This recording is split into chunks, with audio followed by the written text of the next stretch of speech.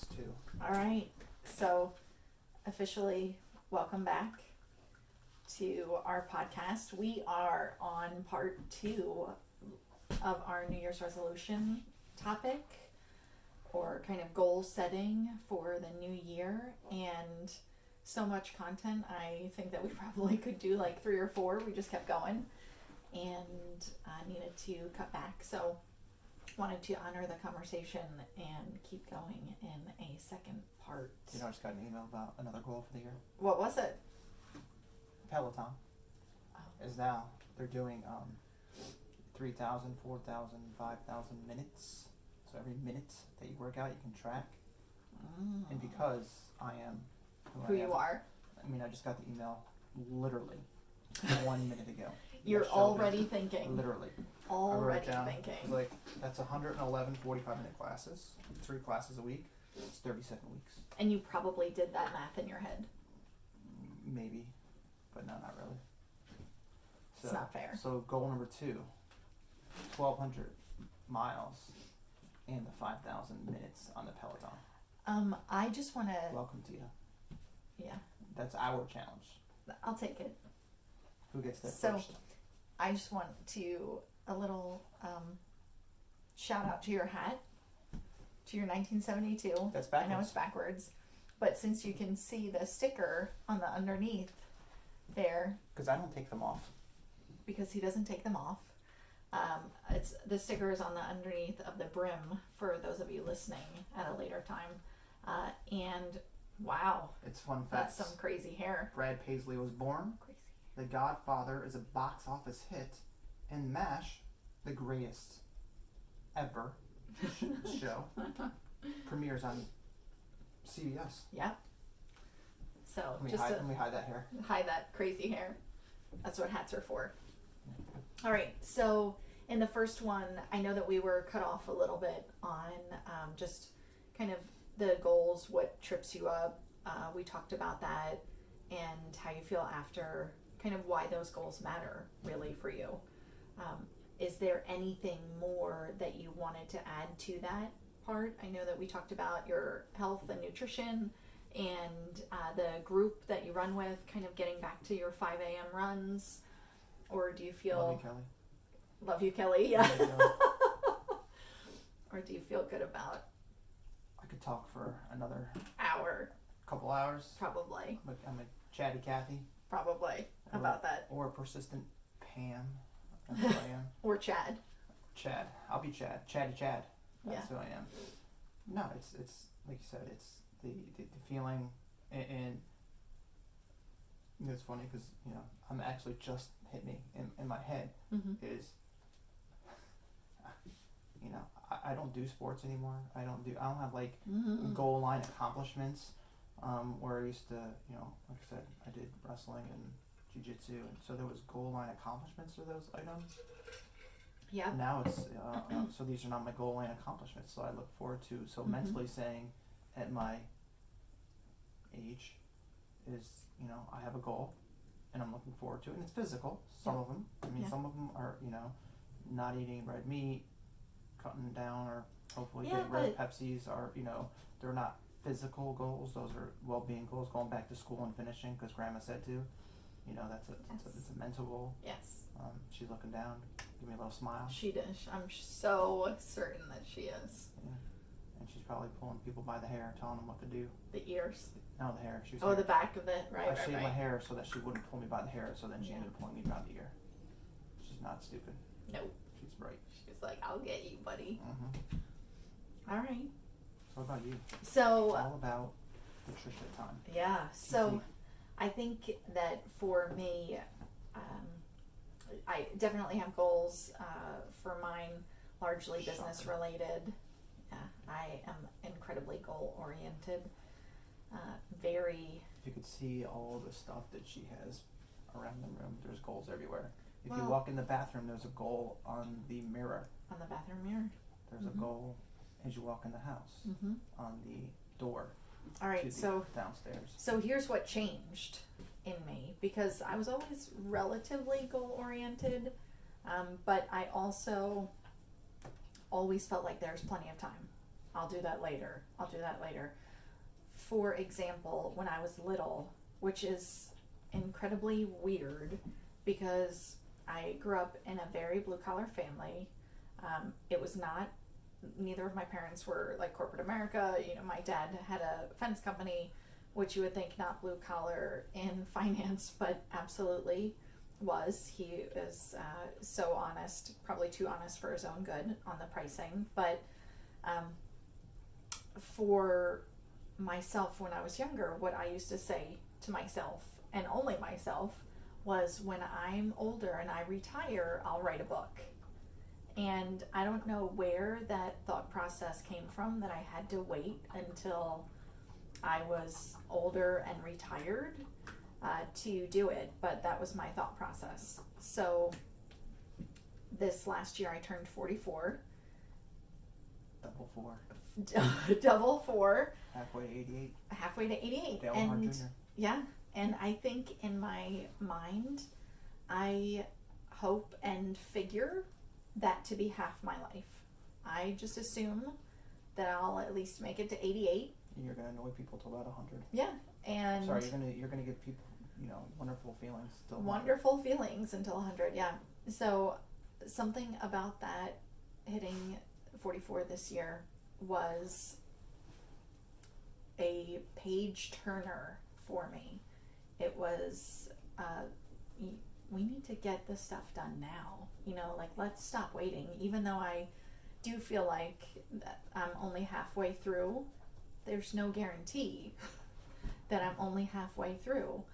Many people have died under the age of 44, so it's a blessing that I get to wake up every day, for sure, and I don't take that for granted by any stretch, but something about it just felt like get my butt in gear and do all of the things, because the legacy that I'm leaving, and I am a fan of it's never too early to start thinking about your legacy. If I died at 20, 40, 60, 80, whatever, what would I be remembered for? What would my impact be on people? Would it be anything, or would it just be that I worked a lot? And I think looking back at the last 10 years, it would just be that I worked a lot, because I did work a lot.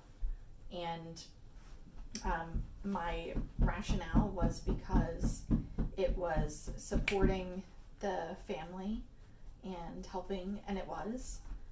But at the same time, I really let it be a lot of my focus and intention. And it was building somebody else's dreams and not mine. So with hitting 44 this year, I decided to really go after all of the things. And one of them is that book writing. One of them was starting my own business. And that has evolved over the last year for my business, what that looks like. Sorry, we had to let one of the dogs out there. But with our two dogs, the other one just sitting on the bed and ready. Is there something on the other side of the door? But anyway, I wanted to stop chasing somebody else's dream for them and wanted to chase my own and think about where my impact would be. Am I leaving? Do my children actually know who I am and what's important to me? Do they, does it matter to them? And does it matter to other people what I'm doing? And it really didn't. It just wasn't for me. And if you know me, then you know that I can't do something if I don't feel like it matters. Then we're still married. Figure that one out. Figure that one out. I guess you still matter. Today.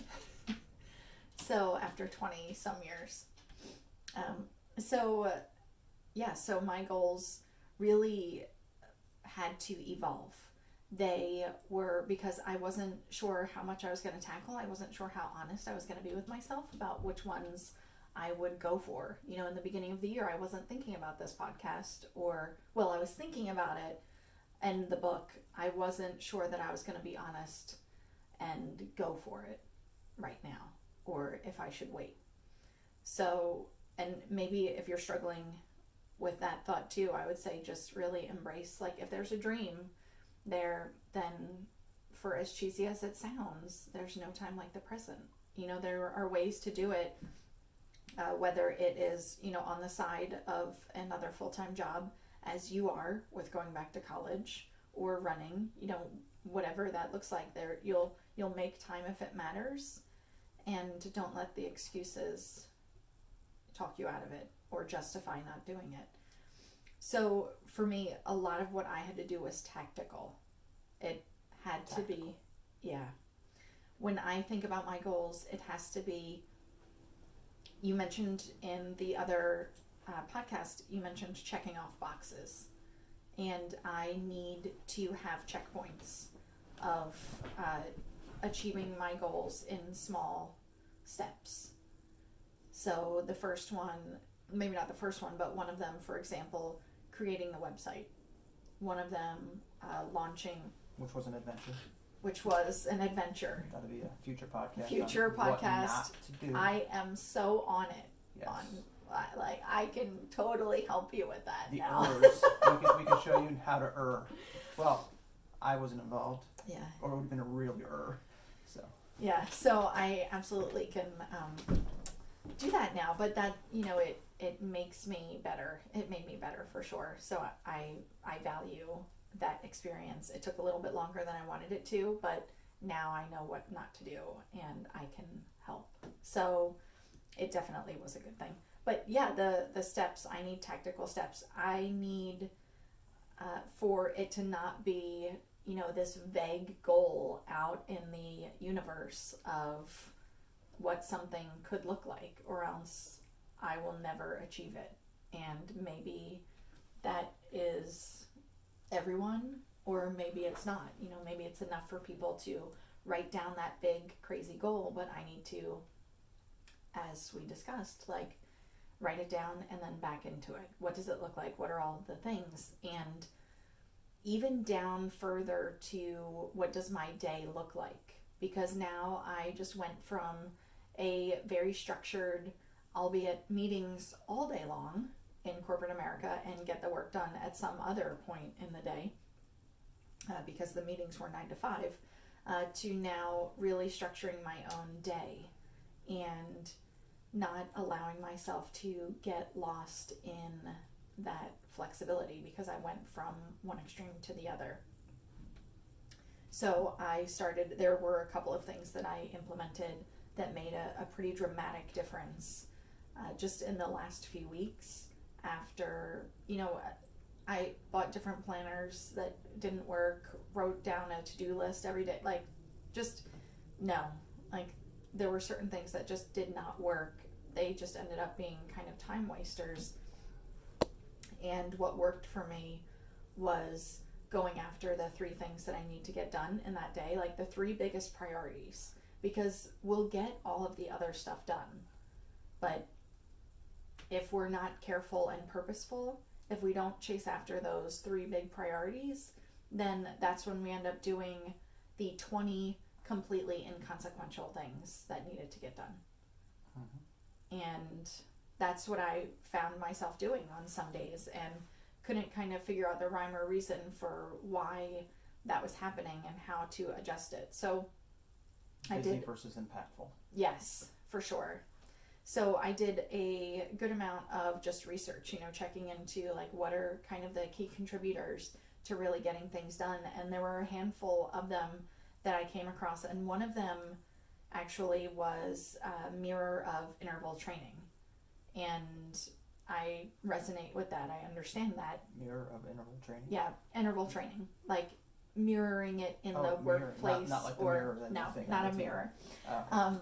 But interval training, and then kind of mirroring that process into the other areas of your life. And for me, into my daily schedule or into my work schedule. So what it looked like, or looks like, is 50 minutes on, 10 minutes off, right? It's interval training. I get that because of all of the working out that we've done in the last, especially few years. And then, of course, throwing it back to athlete days, but really even in the last 3 years, the amount of exercise that we've done, it resonated. So it's 50 minutes. You literally set the timer on your phone and work for that 50 minutes, and then 10 minutes, take 10 minutes, get up, after that timer goes off, take the 10 minutes, get up, walk away from your desk, move around, get a drink, whatever the case may be.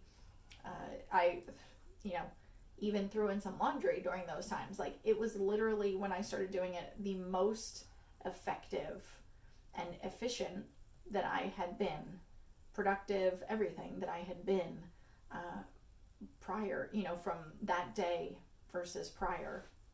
So then I really probably started diving in after that. It was about what else works, what else is kind of proven, if there is enough research and study around it that will give me kind of the, just let me learn from all of that's been done to advance for myself. So it was another one, just, I'm very sensitive or conscientious about time on the phone. I think it's super easy to get lost in social media and scrolling and whatnot. And while part of that obviously is there for me with work, with the podcast and with different things, I also needed to be very mindful of how much time I was just mindlessly spending there. So I only follow 5 people on Instagram. Right. I catch up really fast. Keeps it done. So, and then, so kind of tying to that, when you first wake up, don't pick up your phone and go straight to it. Don't go to social media, don't go to your email, don't go to, the things that really change the direction of your day as soon as you wake up.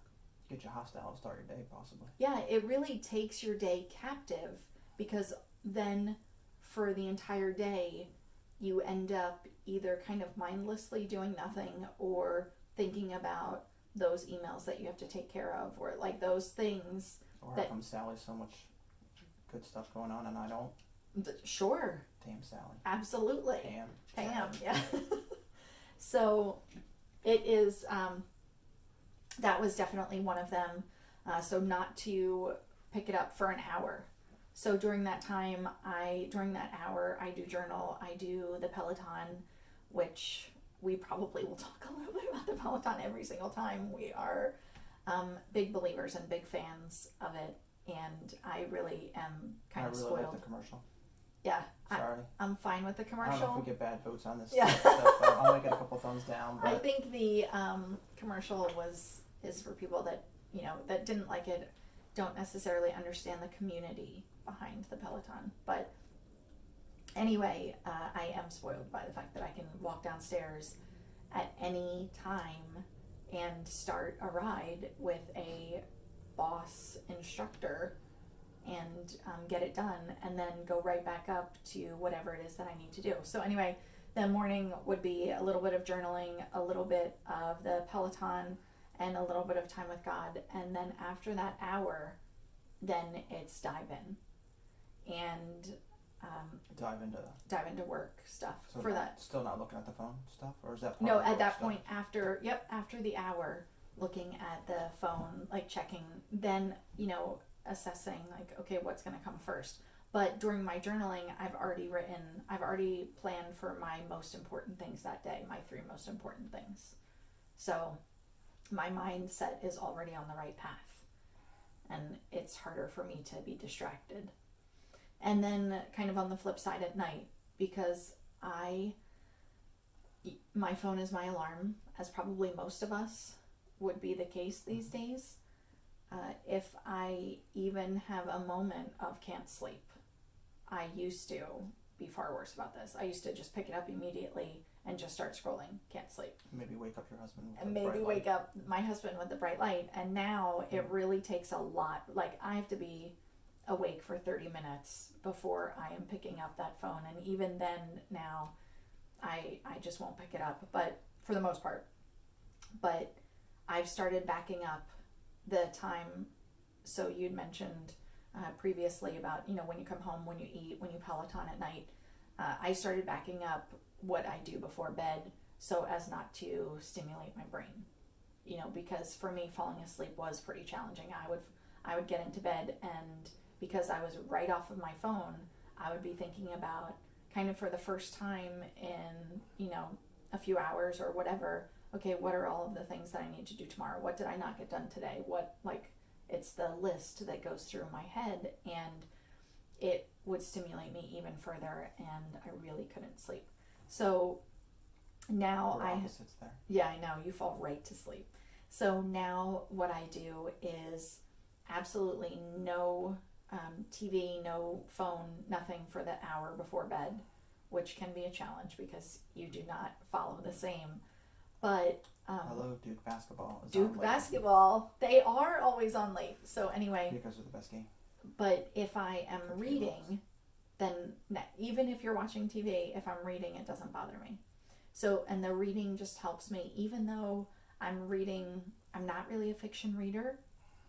So I'll typically be reading. False. So only how I remember an F is not false and F is false. Right. I read the not false, or the nonfiction. That was Mr. Hines. He helped me in 9th grade to figure out how to know what's the difference between fiction and nonfiction. That's good. He's my cross country coach. So I'm reading good books, but I'm still reading great books. Yeah, but it's still allowing my brain to kind of settle. And it's things like that. So an hour before, make sure I eat 3 hours prior, just really give my body and my brain a chance to settle in. And that's probably actually the last thing is the books. I am books, podcast, the 5 people you surround yourself with. I feel like I am such a broken record on the 5 people you surround yourself with, but I am such a true believer of it, and I see it play out in every area of every person's life around me, even, myself included in that. Talk about me? Yeah. Who's my 5 people? Well, that's it. When you have someone around you that is negative, I'm not saying that you do. Do I know? I'm not saying that you do. Whether it's someone who's negative, somebody who's not goal-oriented, somebody who doesn't understand what it looks like to start a business. For me, there's things that help you, people that help you or hurt you. And I don't think that they do it intentionally, but it really matters. And so I think most of the time they do it because they just don't want you to reverse you getting hurt, and they're like, "Oh, don't do that business on your own because it might not work." Yeah, it might not work. Listen. So innocent, but still. Yes. Trapped. Yes. So I am a big fan of pouring in. I think that it is critical to pour into yourself, to keep that mindset in the right place, because you don't have motivation every day. You just don't. We talked about it with your 5 a.m. runs. Mm-hmm. Oh my gosh. Talked myself right out of it. And when you were talking about the 4:45 versus 5:15, I'm even worse. I am the difference between 4:59 and 5 o'clock. There's something mental for me about waking up at 5 versus anything in the 4 o'clock hour. So you're not going to be motivated every day. There are days when the weather's going to be crappy, or whether rain or cold or whatever, that you're just not going to want to do it. And I think that you need to instill those disciplines and those mentors in the books and the people and the podcast. I am such a believer that you can have a mentor who is in a book or a podcast, or someone that you've never met, but just because of thought process, mindset, goals, whatever the case may be, that is someone maybe that you emulate or that you resonate with, or that has certain skills or talents that you are trying to acquire. These days with the internet as well, the YouTube, you don't need, as we watched the video, the multiple videos today on how to make a good cup of cappuccino with our new machine. We still haven't got it yet. We still haven't gotten it yet. Still is a bit there. But the beans. We will get to it. I have full confidence that we will find one that helps us make it. I think we're already piecing beans, together. Yeah. I think we got it. But Yeah. It could be the beans. It's the beans.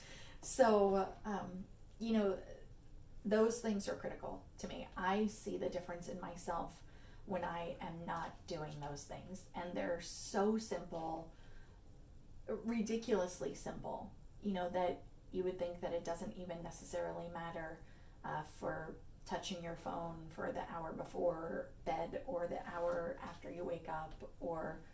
You know what's funny? Talking about that? Yeah. So, yes, 47. Actually, I started when I was 43. What's that? 44. My Clash of Clans. Oh, yes. So, yeah. And I was ranked pretty high, not gonna lie. I was a beast. But I want to say, so when we went to Rachel's conference thing in Charlotte. No.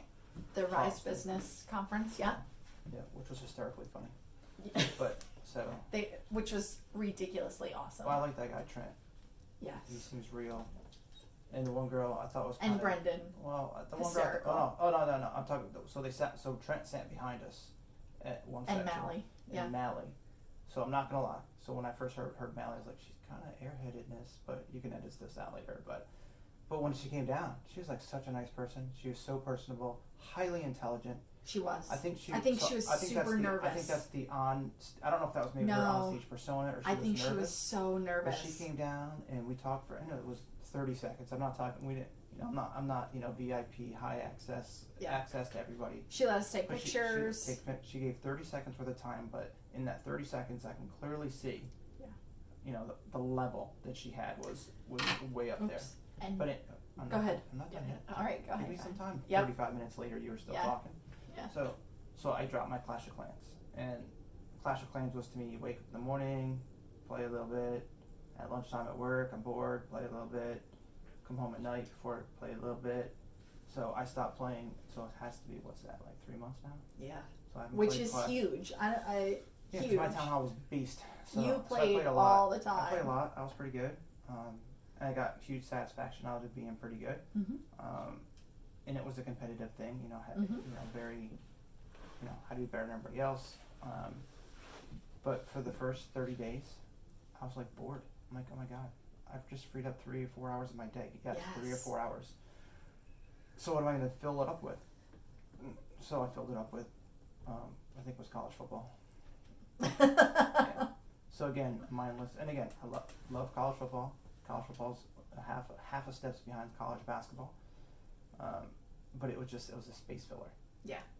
So we've had Peloton since May. And I probably didn't hit ride 10 till September. So in September, October, no, that's not right. I probably didn't hit it because I've done 50 rides in the last 2 months. Yeah. So I got my 50 ride badge. So I was huge. I did 3 rides in 4 months, 5 months, whatever it was. Yeah. So I started, what am I going to do at this time? So I started reading. I don't really like to read that much, but I read anyways. And I like fiction. Mm-hmm. Gabriel Alon is like my man. Daniel Silva's books, his series, I've read every single one of them. And like you said, you find somebody, I don't want to say mentor, but, the character, he repairs people's lives. Mm-hmm. He saves the day, he's super smart, but he's also flawed in many areas. Mm-hmm. So he's real. He's not the, Jason Bourne who has really no flaws and he just wins and everything. Right. He's got a couple flaws, but this guy has, definite flaws. So I gave that up, like you were saying, and just had so much free time. Yeah. So which was bad and good. Yeah. Good, I had a lot of free time. Yep. Bad, I had no idea what the heck to do at that time. Yeah. So I just turned it into another mindless drone thing for a month. And then, in the last couple months, my running got better again. My pelotoning got up there. I started doing yoga, reading, just bettering myself. Yeah. Preparing to do podcasting. Yeah. Because I usually use filler words, uhs and ums and likes and does and which I think I did pretty good on this stuff. You were good. You were better than me. So it's very, great to get the time because you still have to use it wisely. Yeah. If you don't use it wisely, your goals are still going to be missed because you freed up time, but you didn't do anything with it. You know what? And that's a perfect segue to my awesomeness. To what I was going to say about Mally, your reference about using your time wisely. Mally did it and Trent did it at the Rise Business Conference, and I was so impressed with it, with them coming out and watching some of the other speakers.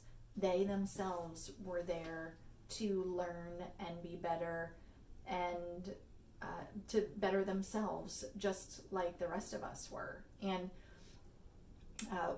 Mally, in fact, because I recorded each of them, not video, but just voice recorded each of the speakers so that we could listen to them later, not to share, because I'm a big fan of, sharing is bad.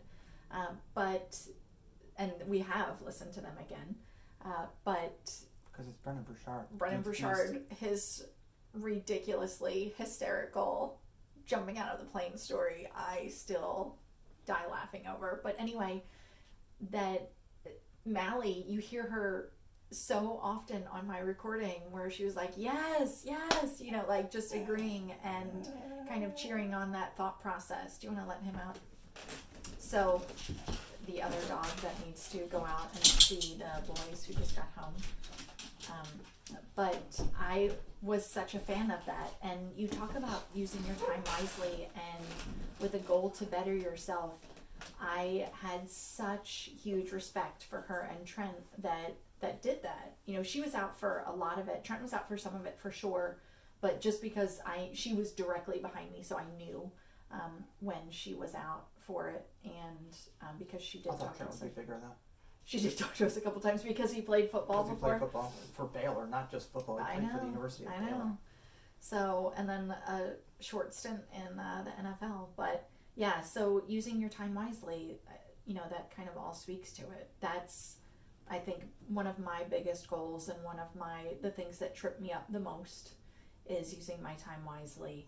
And that's why I really started looking at what are the things that I need to implement or what works. And when I say tactical, that's why. Like, you would think super simple, but I would say don't underestimate the simple things that you do every day or the simple tactical items that you could implement on a daily basis. And I think that we all think that it has to be some big, crazy change that we make in our day in order to be successful, in order to hit our goals or, achieve the thing. And I don't believe that at all. I think that it is absolutely the small daily disciplines that we implement over time. And my one recommendation, if I could say anything, is to start small and implement it. Like, the first thing that I started with was making my bed every day. It's awesome. It's such a difference. Like, it's stupid difference. Like, just to be able to come into the bedroom at any point during the day or at night and the bed is made. It doesn't feel cluttered. It doesn't feel messy. Thank you. That's exactly what it is. So once I realized that silly, stupid little thing. And the best part is I get out of bed before you, so you have to get it So I every do. day. I know. But it's so easy. I mean, seriously. But that's the thing. Like, once I realized what a difference that had on me mentally, I started looking at other things. So my recommendation is start small. Make your bed every day. Start journaling do it for a week. Do the bed for a week, and then next week start something else. Don't use your phone for that hour when you first wake up or right before bed. Or maybe you go 2 weeks of making your bed. Maybe you go 30 days because you just want to really settle into the new habit, or you feel like you tell yourself that implementing new habits and disciplines is hard for you. It's not.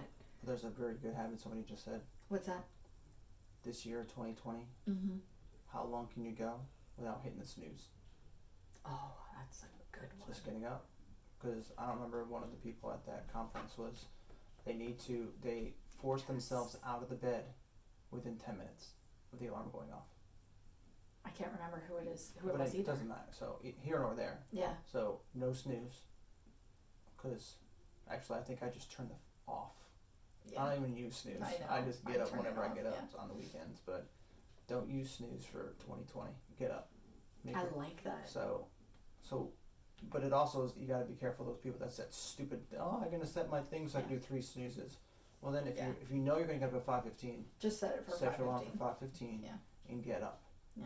So that's my thing with this year. It's gonna be I like that a lot. 4:45. Not allowed to use the snooze. Yeah. I'm literally gonna dress in my running clothes so I can put on my shoes and go. Yeah. But that was it. So get out of bed within 10 minutes. So even if you don't hit the snooze, it's you just get out of bed. Like, get yourself out of bed. Get your blood moving, because once your blood, because I don't know who somebody else was. I think it's a guy I work with, ski. Mm-hmm. He's like 60 something. He still plays competitive lacrosse in a men's league. Wow. 60 something. And I looked at him. I was like, ha. Then he showed a video of him. I'm like, ha. He can hurt me.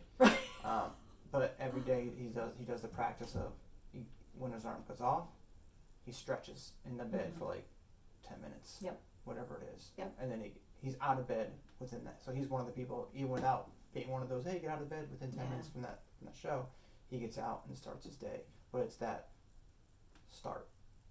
Every action that you want to do, every goal that you have, every promotion you want this year, anything that you want, you have to start with something. And if starting means I'm not going to waste 25 minutes of my day hitting snooze 3 times, because I think they're usually 8 minutes, is get up. What am I going to do for this? Now you gained 25 minutes. Unless you cheated and set your alarm to 5:25. And you know what? Like, you don't start your day feeling like kind of a failure because you didn't get up on time. Yeah. So you gained 25 minutes. What are you going to do? Yeah.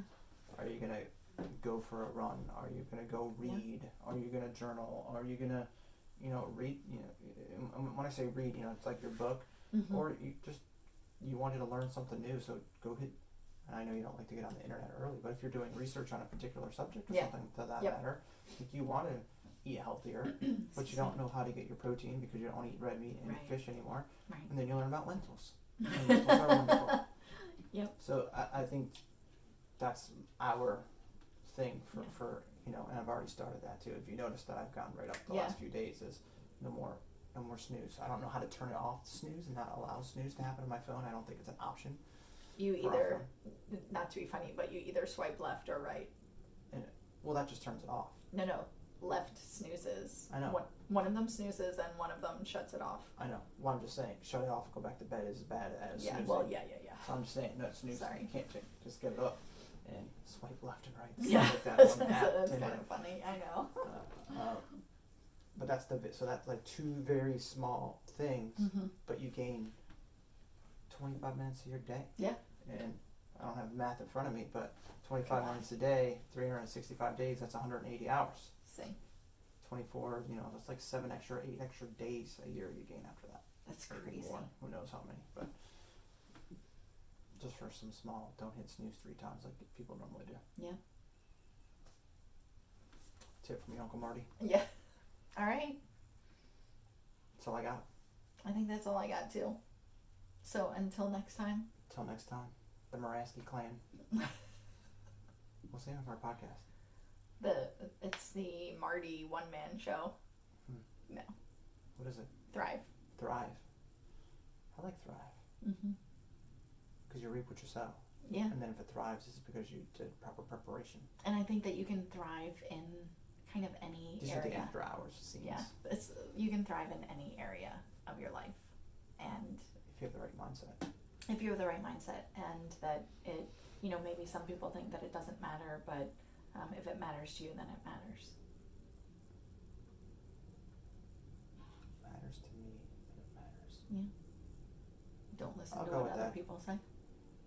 No, I listen to my wife. That's about it, because she gives me no options. And to listen or be shot. And you're like E.F. Hutton, so I have to listen to you. I don't talk too much. Yeah. This is a complete opposite of my regular world. Kind of. Sometimes. We drive for 2.5 hours to my mother's house, and I speak for 5 minutes. No. Maybe 6. Yes. There's not much. I don't talk. All right. Well, this is the aftercuts. Oh. You can slice these in if you need to. Okay. All right. But I was just thinking about your goals and our stuff, the setting. So at work, I think we're gonna sit down at the beginning when I get back. Yeah. So I'm on vacation Woohoo! till January 3rd. But we're gonna have to set goals Yes. for this year. January 3rd, the Friday that you go back. Yeah, go back January 3rd. Right. I'll go into usually I work from home on Thursdays, but I'll go On into Friday. the office that day or Friday. I'll go. Oh, you are going to go into the I office? go into the office that day. Yeah. But I think start setting goals for the group rather than just doing the day to day. Yeah. Because I work at a finance place and mortgages and stuff, and it's Yeah. before you know it's the end of the month, and before you know it's the end of the month, before you know it's the end of the month, before you know it's the end of the year. Well, and what did we accomplish? kind of that's what I was kind of hinting at earlier. When it's vague, like you really end up achieving nothing, and it's such a shame because it's a waste of time, and you've done so much effort, and you walk out of it with nothing to kind of say like I went for it. I went for it and I achieved it. Instead, you're like, wow, I worked my ass off and I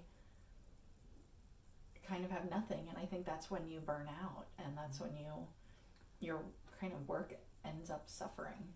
And it's trying to get at what's the goals. So is my goal to get the pig through the snake faster and better and more to get efficient? say that again. Pig through the snake. Pig through the snake. That's faster. that's a Timism.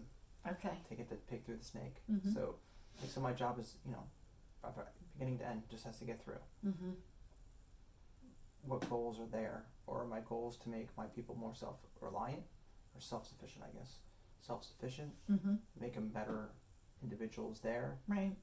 How much of that is my job as a leader in a mortgage company versus their job. I think that. Did you have another thought? Go ahead. So it's like trying to figure out what goals, but we have a number of soldiers, and they're happy to be soldiers, Mm-hmm. and they just want to Which is clock fine. in, do their Yep. thing, clock out, Yep. go home, see their family, because in their life, in their situation, work is secondary. Work Right. just pays for, Right. who knows, maybe their Disney plans. They love to go to Disney because we have numerous amount of those people at Yeah. work. And that may be, but to actually sit down with people who do you have at work, or maybe outside of work, because one of the few things at my job is you get tuition reimbursement, and they ask that once you get your degree, stay with us for 6 months and then you can go somewhere else. I'm like, what? They're not under the false notion of like, oh, they're gonna get a degree and they're gonna stay forever because they'll Mm-hmm. feel so obliged. Yeah. No, people get degrees, And they often leave. and they leave. But the one thing for them is just stay 6 months. We know that you want to better yourself, but whatever, it's written in the company policy, which whatever. Well, candidly, if you're offering that to someone who does want to better themselves, then they are going to perform better when they're there. Like, because if you're attracting that mentality of a person because you're going to pour into them just as much as they're going to pour into you, then it's going to be a win-win, and they will always be among your top achievers. Even if candidly they're like, I want to keep my job so I can keep my tuition reimbursement.